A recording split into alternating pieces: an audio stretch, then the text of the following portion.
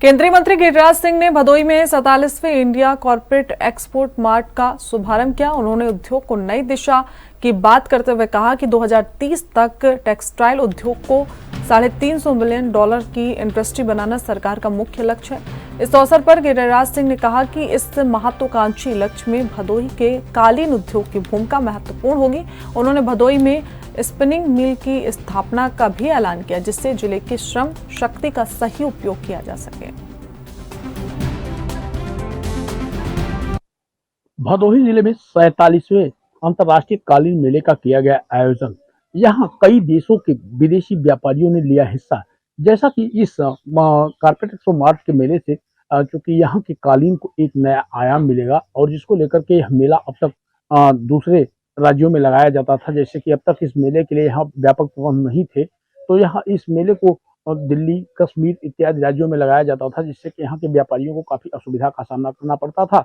लेकिन अब इससे भदोही के को नया आयाम मिलेगा और साथ 2030 तक यहाँ की आय लगभग 350 बिलियन पहुंच जाएगी, जिसको लेकर के आज यहाँ पहुंचे हैं मंत्री गिरिराज सिंह। और गिरिराज सिंह ने यहाँ कारपेट एक्सपो मार्ट में बाकायदा इसका आज उद्घाटन भी किया है मेले का, और मेले में भारी संख्या में विदेशी व्यापारी भी पहुंचे हुए हैं।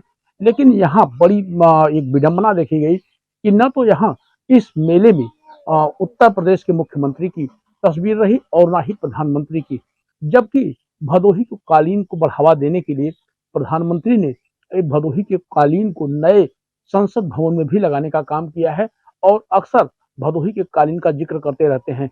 लेकिन जब इस मुद्दे पर यहाँ पहुंचे गिरिराज सिंह से, मंत्री गिरिराज सिंह से इस मुद्दे पर वार्ता की गई, तो गिरिराज सिंह ने कहा कि यह आयोजकों की बड़ी भूल है, क्योंकि यहाँ सबसे बड़ी बात है कि जब यह आयोजक अपने ही प्रधानमंत्री और मुख्यमंत्री को भूल रहे हैं, तो कहीं ना कुछ तो है, जिसको लेकर के उन्होंने कहा कि यह मेला प्रधानमंत्री और मुख्यमंत्री की ही देन है और एक्सपो मार्ट भी है तो प्रधानमंत्री और मुख्यमंत्री से ही है, नहीं तो कैसा मेला और कैसा एक्सपो मार्ट।